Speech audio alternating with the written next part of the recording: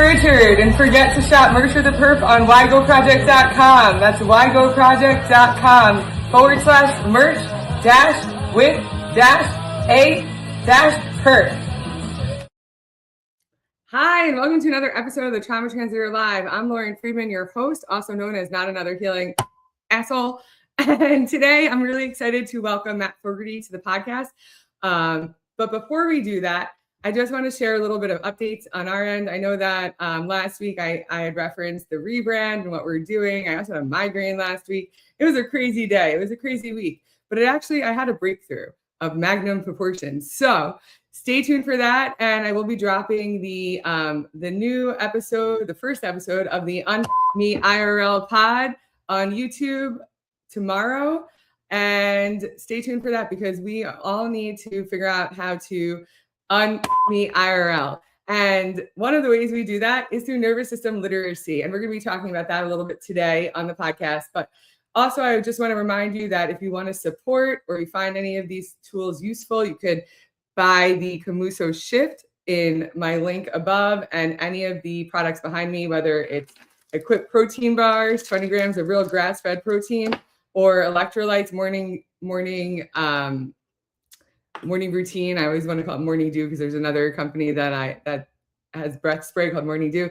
But morning routine electrolytes, only 3 ingredients, and it's natural and it'll keep you sane, regulated, and your body in a place of safety. And that's all we really need. So without further ado, let's welcome Matt Fogarty to the show. Hey, Lauren. Hey, thank you so much for joining us today. Yeah, excited to be on. Thank you for having me. No, thank you. I mean, I met the backstory is the reason I'm here is because of you, which is crazy. It's really full circle, right? Yeah, absolutely. And remember, you came on my show.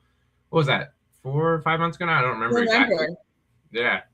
So 6 months. Wow. Time. Yeah. Time flies when you're having fun, right? Yeah. So tell us a little bit, tell everyone a little bit about yourself, what you do, your show, and love to hear a little bit about you. Yeah, absolutely. So my name is Matt Fogarty. I am the founder of Cherry Willow Apparel. Those are my 2 kittens fighting in the background, Ace and Autumn.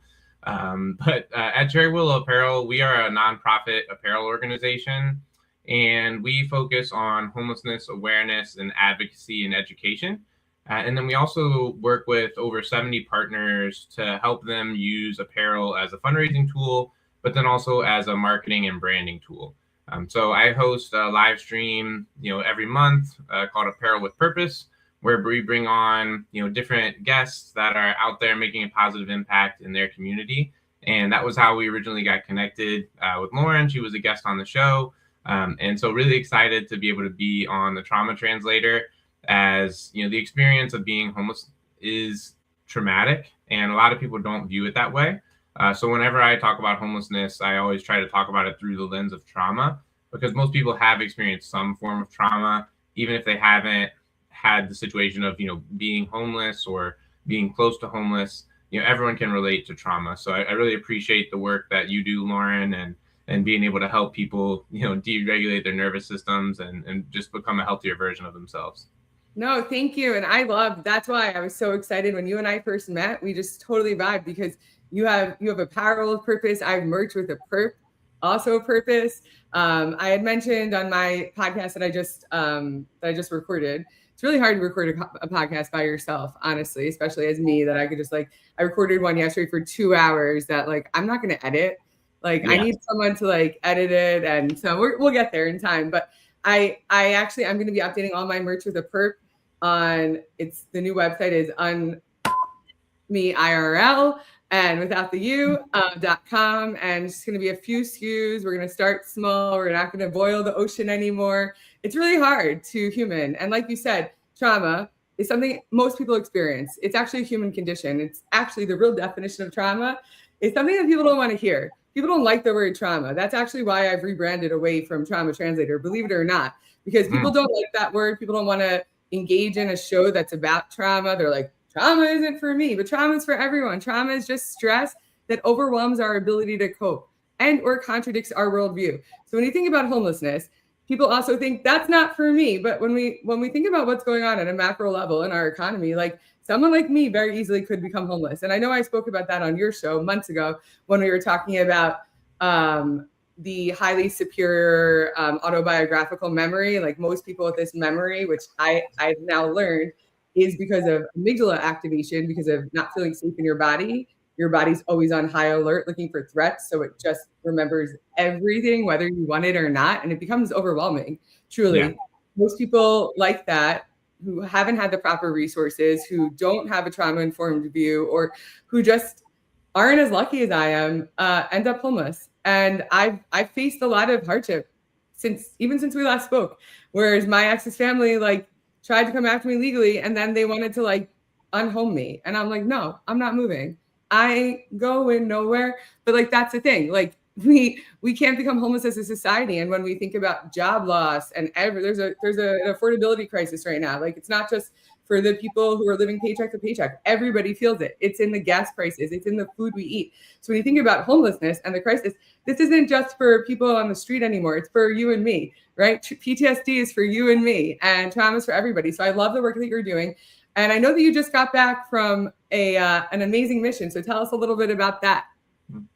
Yeah. So last week was our second Pedal for Progress bike ride. So last July was the very first ride I did from Sacramento to San Diego, which was 715 miles. And the reason we picked that route as the first ride was it allowed us to pass through 7 out of the 14 cities with the highest number of people experiencing homelessness in the country. And then we partnered with 7 nonprofits out in California to tell their story and, again, help increase visibility in the communities that they operate in. And, the goal is always to inspire people to take action. So last week I biked from Jacksonville down to Miami. We partnered with over a dozen different nonprofit and community-based organizations. And it was so cool getting to hear the different stories and all of the work that's being done in communities all across Florida. And we actually had a bike that was donated to us by the Honeypot Bicycle Collective, which was a nonprofit based in Jacksonville, that I rode all the way down to Miami. And then on the last day, I found someone experiencing homelessness. She was actually from Fort Wayne, Indiana, and had only been in Miami on the streets for about a month. And she could really use a bike. And it was because of a connection that she had made with another guy. His name was Pedro. I met him on the street, and he's like, I don't need a bike, but I know someone who could. And so, people experiencing homelessness, they rally around each other, and they have really strong communities. And that's, part of the way that they can support each other. And so it was a really cool experience to just get to meet some of those folks and to be able to provide a tangible benefit and help them at the end of the ride. Because advocacy, is extremely important, but it's also difficult to know like how many people you're reaching and how many people you're actually impacting. So being able to physically see the people that we were supporting was a really cool experience for us.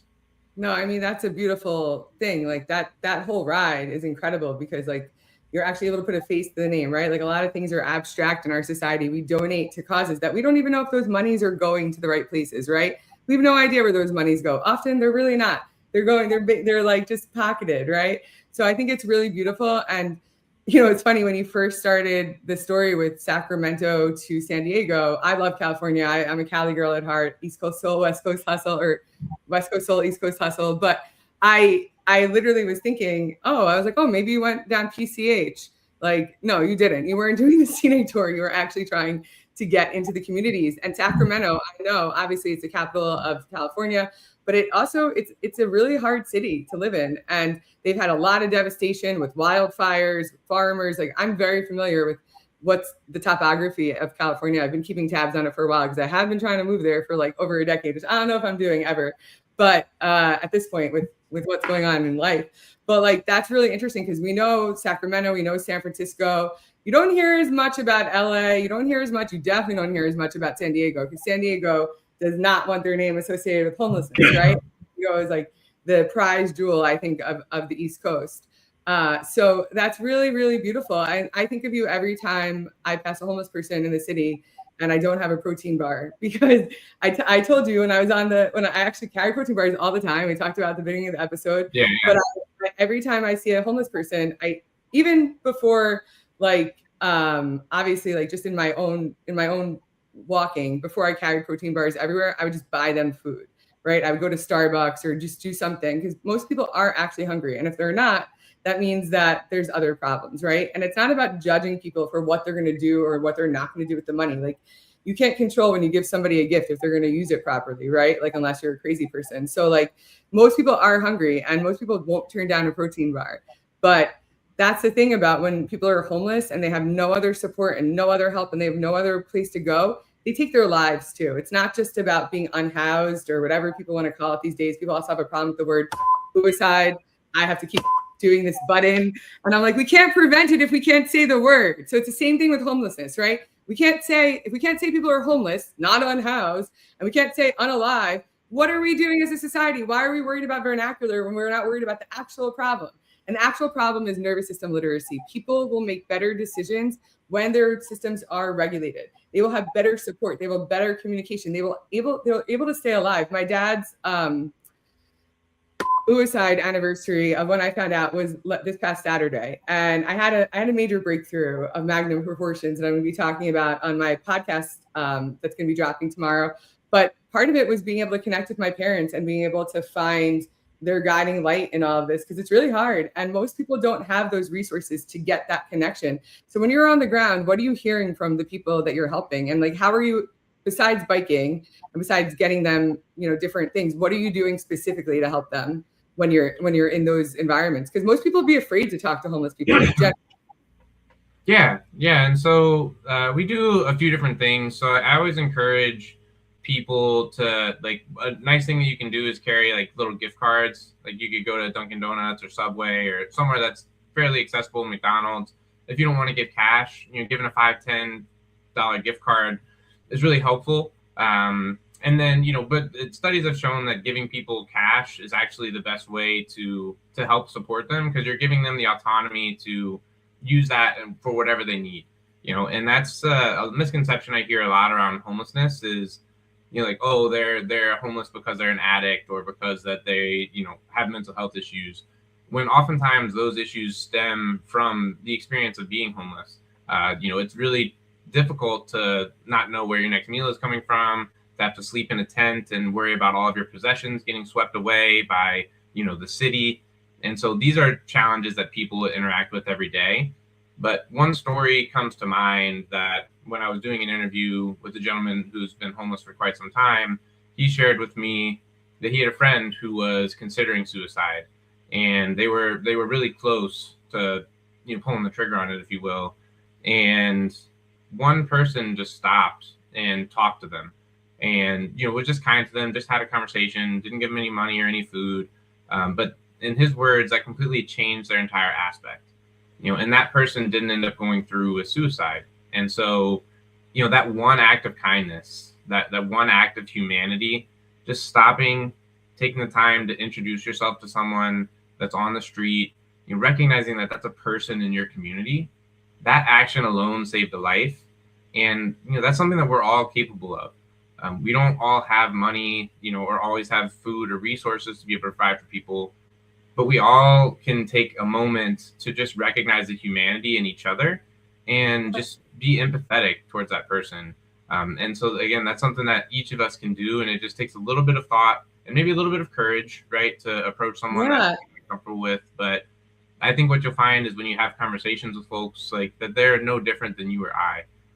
And so that's always what I encourage people to do, is just stop and introduce yourself. It may end up saving a life.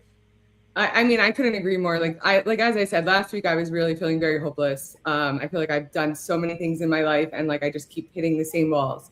And it's really frustrating when you keep asking people for help your whole life and no one can help you. And I was really like, I've never been suicidal, but I also was like, I'm just sick of experiencing this existence, and it does become really hopeless. And the only, like, obviously speaking to someone, showing someone compassion, showing someone that they are human, right? Like, we're all human. And I agree with that, but it's really the nervous system literacy that saves lives, because what you're talking about fundamentally like, when we talk about being homeless, not having support, we don't know where we're going to stay. We don't know if the only things that we own are pillows or our blankets that have been donated or we've been able to steal, whatever that is, that tent is going to be swept away. Like, that creates unsafe conditions in our body, and we need to create conditions of safety in order to move forward in a healthy dynamic.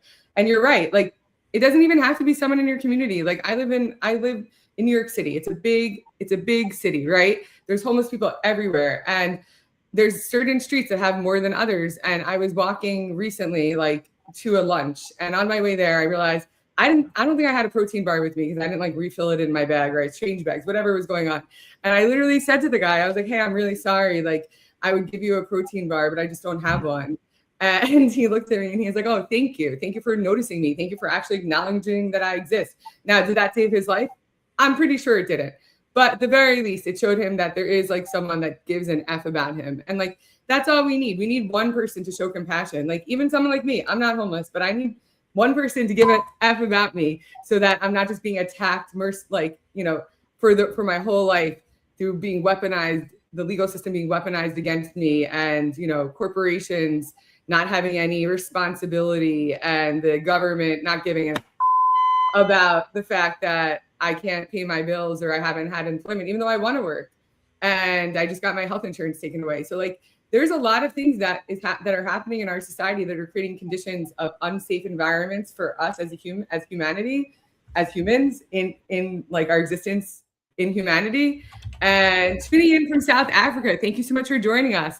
And the thing is that we need to be able to regulate our nervous systems in real time to make better decisions, to get through those really hard moments. That's the answer to everything. And you're right, cash is king. Cash has always been king. But the thing about cash is that most people have these very antiquated thought processes that like, oh, they're going to spend it on drugs or alcohol. What are you spending your money on? Seriously. Are you spending it on OnlyFans? Are you spending it to gamble on those sites where you could bet on anything?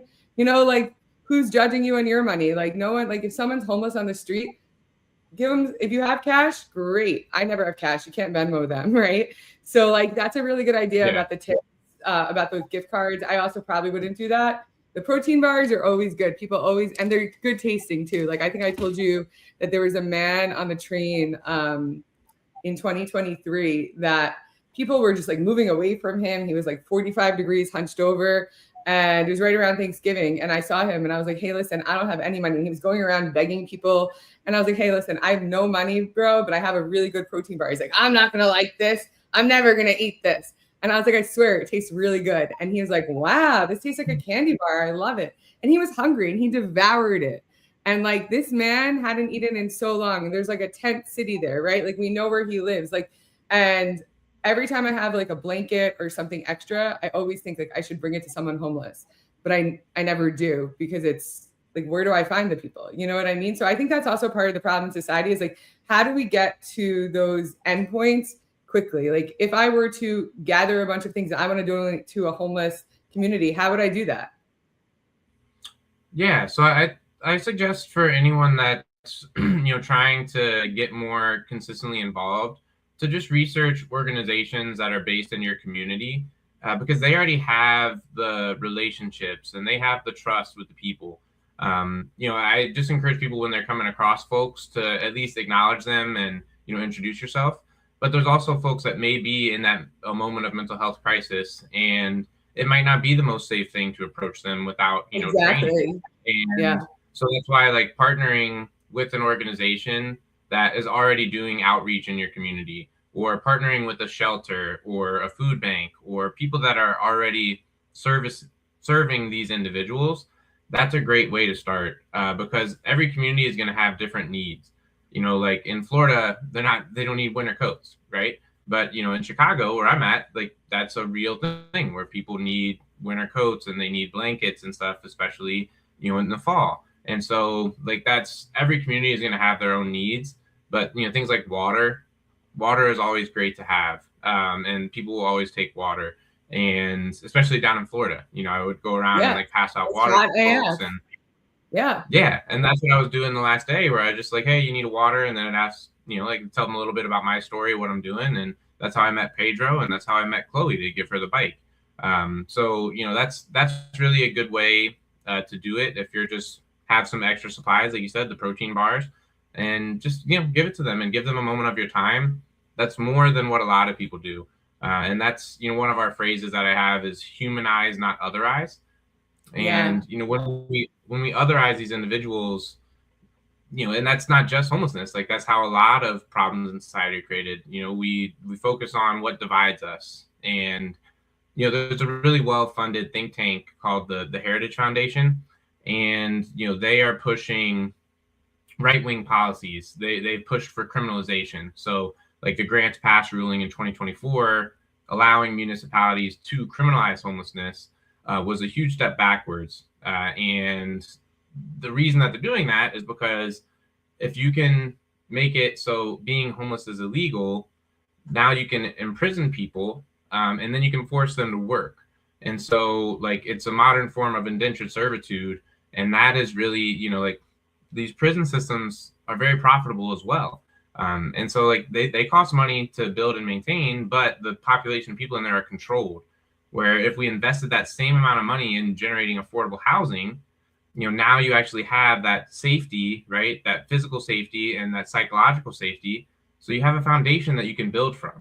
Where when you're on the street, you don't have that. Well, that's the other thing, by the way. The Heritage Foundation is trying to ruin our whole society. Like, they literally are trying to take away rights from everybody. Like, when you said that, I was like, I pray to God that you're not in favor of them, because you said really well funded, and I was like, oh. No. I was like, we're not going to promote them on the show. But yes, I agree with you. And that's the thing. They're behind literally what's going on at a macro level. Why nobody cares that. And that the real problem is, it's not that those people don't want to work. It's that no one will hire them. No one will hire me. In fact, I got a message today. This is how I woke up this morning at 5 a.m. I got a message it was a text message from Ruth's Chris. And it said, hey, here's an update on your employment.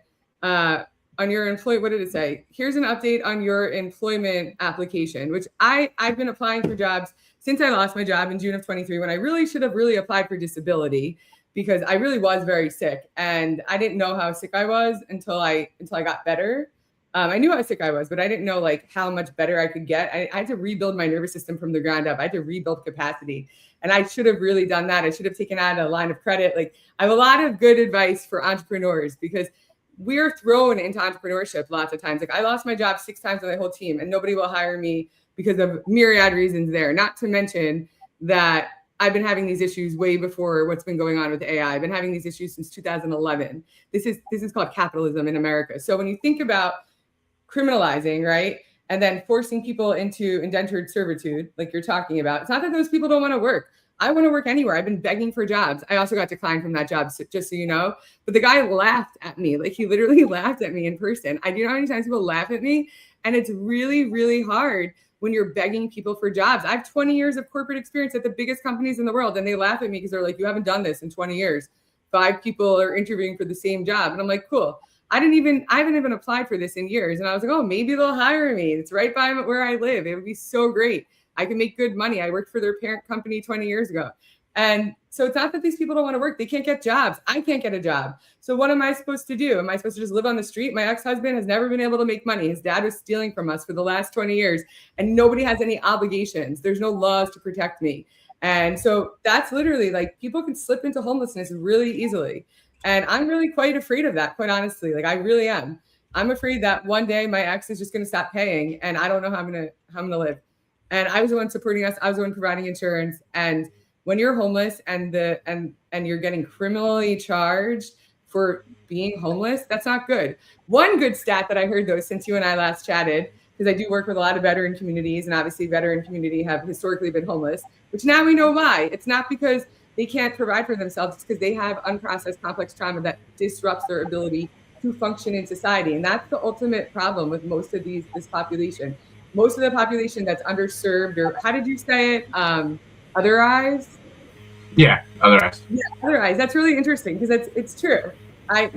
Most of those populations all have to have immense generational complex trauma, because trauma, like you said, it's epigenetic. It lives in our genes. It becomes pronounced through environmental factors. So it's not just what's happening in this lifetime, it's what's happened in previous generations. So these people likely came from dysfunction. They came from environments that were not safe, or they were exposed to these things. And I did hear, though, that the veteran community has had a lower amount of homelessness at this point. So that's a beautiful thing, right? Yeah. The VA has done good work in the last few years to have a real focus on getting veterans off the street. And to your earlier point, like actually one of the stats that I'll share anytime I have an opportunity to speak on homelessness is 40 to 60% of people that are homeless actually have jobs. And so it's an affordability crisis. When you look at the census.gov data, over 40% of households in the United States are cost burdened, which means they're spending more than 30% of their income on housing. And there's a really good book called There Is No Place for Us, which is Working and Homeless in America. And the author studied 5 different families and shadowed them essentially for years to write this book so that you could see how challenging it is to just navigate the system. And, even if people have like a Section 8 or a housing voucher, it's really challenging to be able to find a landlord that will accept that. And that's something that they're left to navigate on their own largely. And that's even, if they're fortunate enough to get that, because that's a lottery system in a lot of ways just to get on the list to get a voucher. So there are so many levels and layers of like bureaucracy that make it really challenging even to utilize the resources that exist. And, these are people that are working sometimes 2-3 jobs and still can't afford to pay rent in their communities. And so that's not the fault of those individuals. That's the fault of the people that profit off of their labor and off of the housing. And housing is a human right, and housing is also healthcare. Like when you see the results of not having housing, it drastically puts a not only a humanitarian strain on that individual, but it puts an economic strain on those communities. Because if someone goes to, the emergency room that's homeless and doesn't have insurance, that cost falls back on the American taxpayers, where it would be much more economical to actually just provide housing. There's a really famous story by Malcolm Gladwell called $1 Million Murray. And I think it was written in like 2007 or 2008. And it was based in Reno, Nevada. And there was an individual named Murray who was homeless. And he was, a really nice person. Maybe he was dealing with some alcohol or some addiction issues at different times, but would find himself in the emergency room on a semi-regular basis. Even if he just didn't have a place to stay that night, he would go to the hospital so he had somewhere warm to sleep. They tabulated the amount of spend that the state had on him over the course of the year, and it was $1 million. Yeah. And it would have been so much cheaper to, again, use that resource to provide housing, and then also surrounding with support systems and community, because housing only does not fix the problem. It's housing first to be able to have that safe foundation to build from, and then surrounding with the support system, surrounding with community of people, so that they don't go back to the environments that maybe that they were in and making some of these decisions that weren't good for them. So the thing is about everything you're talking about can be solved with nervous system literacy. Actually, nervous system literacy is what solves the healthcare crisis. It actually reduces healthcare premiums. It actually reduces people's illnesses. It can help people get housing and that's actually like the panacea for society. Like housing is one component of it, but nervous system literacy is how we solve everything. It's really like the underlying, like I have a lot of stats that when I speak about this as well, it's literally this exactly what you're talking about, but that the underlying issue with that $1 million, and when you think about taxpayer money, that taxpayer money is already being allotted towards the war in other countries and building a ballroom, and apparently the January 6ers who tried to overthrow the government. So we need to also stop talking about what our taxpayer dollars are going towards as otherizing them, because let's also talk about what's actually happening in our government and how we could solve for extraneous absurd spends that aren't helping society at all and are only enriching the oligarchs of this country. And it is really scary. So that's really what's going on. And if we were able to teach those people, right, that are homeless, that don't have places to go, some nervous system literacy, it would help them engage better. It wouldn't force them into those illnesses. My dad was really unwell, and he actually did grow up in the projects, in East New York.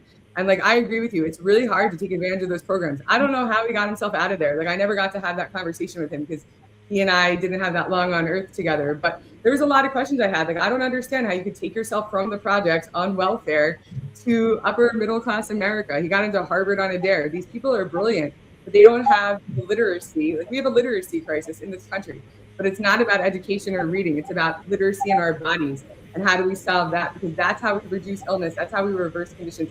That's how we stop racking up high cost medical expenses for the whole world. And that's how we ultimately end homelessness. But to your point, if people don't feel safe, right, they don't have a place to stay, they're going to try to find it in any way possible. And those places that are warm year round that you were just mentioning, there's other things that come along with that. Like also dehydration is really like, it was 96 degrees here yesterday in New York in May. How much hotter is it going to get in other places, right? Like, and we need to think about like the impact of what's happening in society and how we can help each other in those moments. So I think what you're doing is beautiful. And as you engage in these conversations, I would love to interject some nervous system literacy into those, because that's ultimately how we solve this problem. That's how we solve every problem in society. Because it's not about what's being spent, right? I actually don't care about that $1 million for that man. I'd rather go to him than go to the January Sixers or go to a ballroom. Who needs that? Why are we doing this? Why are we enriching these people that are already rich? Like, why are we not bringing it? Like, I'm sick of it. I'm really sick of it. And we're not gonna solve. We can't boil the ocean, right? But we could at the very least educate and aware. And I agree with you. And it's not always safe to talk to a homeless person. Like, it's just not. Sometimes they are really dealing with very serious mental health conditions that also can be reversed through nervous system literacy. Like, I'm not saying like you're not going to be schizophrenic and you won't need to take your medicine, but those attributes and characteristics can lessen over time. And we don't have to otherize people. I love that term. I think that's such a beautiful term. Thank you for sharing that term with me today. Yeah, absolutely. And, I think it comes back to how our society is structured, where, from a healthcare standpoint, most things are, Band-Aids, if you will, where it's like, okay, everything's a Band-Aid. Yes. It's symptomatic. You're feeling these symptoms, take this medicine to alleviate those symptoms, but then it doesn't get to the cause of what, and that's where, to your point, is we're not listening to our bodies, right? The pain and some of these other indicators are meant to be listened to so that you can adjust your behaviors and you can, actually take the steps to not have that pain. Whereas, our society, because it's profitable, is deemed to like, no, you're going to keep taking this medicine because that's going to make the pain go away. And then that's going to keep letting you do whatever it was that caused those symptoms to arise in the first place. But also, it's not just because it's profitable. It's also because people are not educated. Like, doctors are not educated in this. Mental health professionals are not educated in this. Like, I was in therapy since I was 5. Both of my parents were therapists and nobody understood the mind-body connection.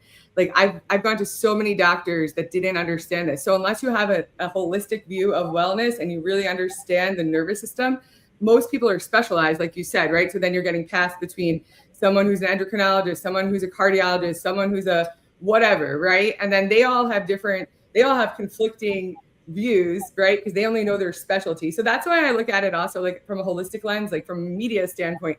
We need to look at things from a holistic third-party media agnostic lens. That's how I compare it to advertising and technology. And I have talk tracks on that. But I agree with you that these aren't like, we're not getting the root cause because we weren't aware of what the root cause is. And we need more education for our society around the root cause. Because when this has happened to multiple friends, when their mom was dying in the hospital, they had multiple doctors with multiple specialties that were like, hey, you need to do this and we need to do this, but they conflict with each other. And people just end up dying because we don't have a holistic view. So when you work with like an integrative physician or someone who is trauma informed, who has a third party view, you could then get all the proper help. Because it's kind of like this was actually like an analogy or whatever that was used in when I used to sell third party media agnostic JavaScript tags. I never used it, but it's like a power strip where like, hey, you could work with the right professional to regulate your nervous system and help your mental health and also help your physical health and help everything part of your life. Because when that gets stabilized, you could change the world. But until you have a regulated nervous system, you can't do anything. So yeah, it's a really important part of this conversation of how we're going to have a better society. How do we live together in society, right? That's ultimately what you're trying to do. And I love your mission. For the folks at home who want to get more involved, how can they join? How can they support your mission? How can they, purchase, donate, get involved? What would they do at home? Yeah, absolutely. So for anyone watching that's being introduced to Cherry Willow for the first time, our website is cherrywillowapparel.com. So we have our retail line, which helps us be able to fund our team and be able to continue to do the work that we're doing. And then we have collections that we built out for 70 different partners So those are actually a fundraiser for those partners. So the bulk of the profits go towards our nonprofit partners, 80% actually, and that funds their mission. So, if there is a mission that really pulls on your heartstrings, like we actually finished the Pedal for Progress ride in Florida at NAMI Walk in Miami. And NAMI Walks, like that, they are a national organization that organize these mental health walks and try to address the stigma that still exists, crazily enough, around mental health. And most people, like to your point, Lauren, even if they do understand that like there is a problem, they don't necessarily have the courage to voice that because we haven't created a safe space for people to be vulnerable and to ask for that help. And that's that's they don't also know where to go because nobody like I went to doctors my whole life and they just told me to lose more weight. That wasn't my problem. Like my lifestyle wasn't my problem. My lifestyle was my problem, but it was because I didn't know how to stop. I didn't know how to listen to my body. So yeah, I agree with you. I also, no offense, like the way we don't solve homelessness through walks. We don't solve suicide through walks. That's not what we do. We need to solve it through nervous system literacy. We need to get into those communities and train people and educate them how to be in their bodies. That's what I'm trying to do. Next time you do one of your pedal things, that's what I want to do. I want to come there and help people be in their bodies so that they can learn how to have a better life and they can get out of these situations. Even when like the police are trying to arrest them, they could get into way more trouble if they're not regulated, right? Yeah, absolutely. Well, and I think a lot of problems stem from like a loss of self. It's safety. Whether that be mental, well, it's because people don't always love themselves, and like that's. Well, how can you when your whole world has been ripped apart? That's what I've been struggling with. I had to find ways to find love for myself when I've lost everything, except for my home at this point. Not good, like truly. Yeah, and then like even like people, like I talk a lot about light. That there's light within each of us that we are meant to shine on the world. But a lot of people's light, whatever their dreams are, a lot of people may be discouraged from pursuing them because maybe it's not realistic to be able to provide a living for yourself, in our society. But that's, like if that's your soul and that's your purpose and that's why you're here and you're not pursuing that or doing it for yourself, that can cause a diffraction and where you're really feeling badly. And then you're just masking it with all of these other things. It could be with alcohol and drugs. It could be food. It could be even exercise. Like any of these different things mask the inner work that we all need to be doing. Well, it's self-abandonment because we can't deal with what's going on. And it's also protection. That's what I learned the most is like we are self-abandoning ourselves. Like I used to think I worked out 14 hours a week and I still was almost 300 pounds multiple times. I threw myself into my job. What do I have now? Nothing. I have zero. No one will even, I get laughed out of jobs. So like we need to also have realistic conversations as a society. Like, because I agree with you, everyone does have a light, everyone has a purpose, but we also need to live like in a reality of like, hey, this is how I'm going to provide for myself. This is how I'm going to use my purpose. And sometimes they can intersect and sometimes they can't, but we still need to be able to find that's a realistic view. We still need to be able to find a way out.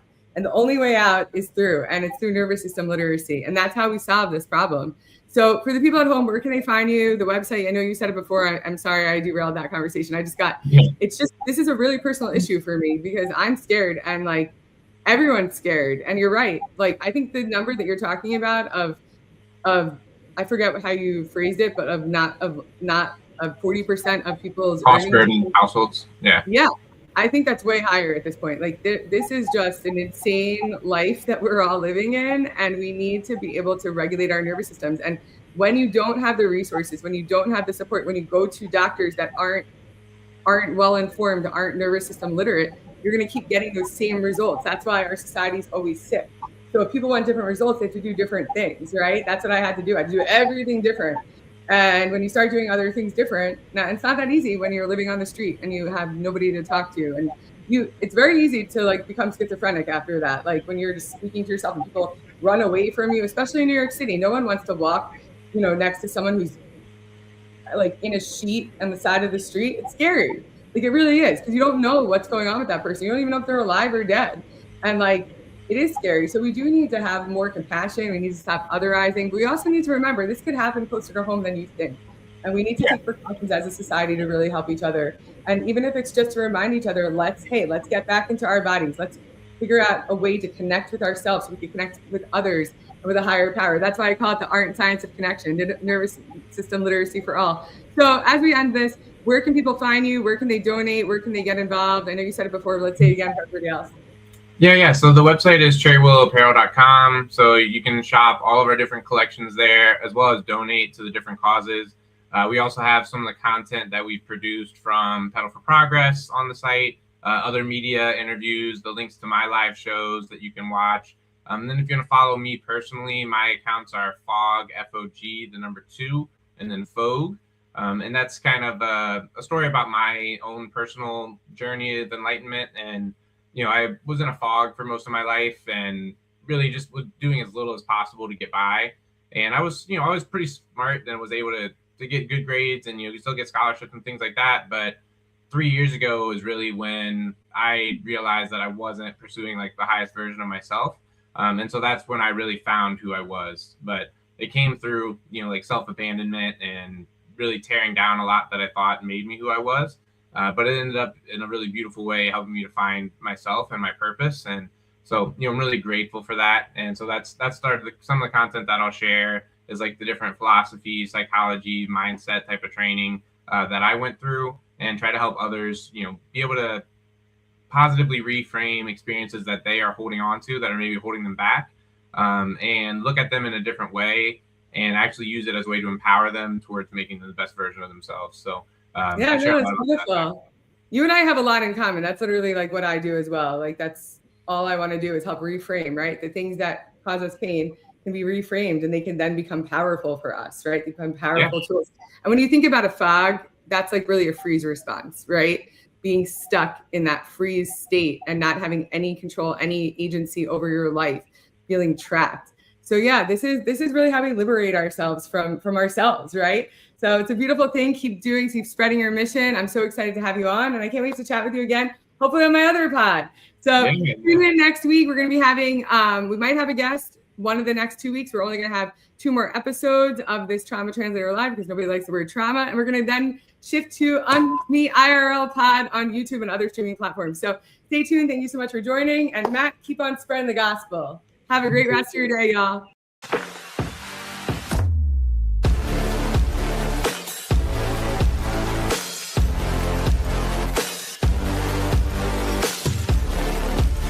To all of the jewelry that I have behind me, I'm always wearing the Camuso shift necklace. And the reason why is that it actually is an anxiety antidote. It helps you shift into calm in real time. And it's all about the exhale. So what I like to do is do a 4-4-8 breath. 4 seconds in, 4 seconds hold, and 8 seconds on the exhale. And the exhale is where the magic happens. It actually helps reduce your heart rate. It reduces blood pressure in real time. And it helps you breathe into calm. So let's do it together. Inhale for 4.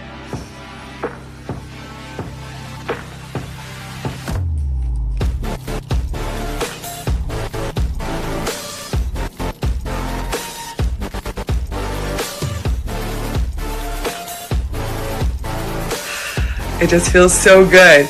This is truly my favorite. From the beach to the boardroom, you could wear it everywhere.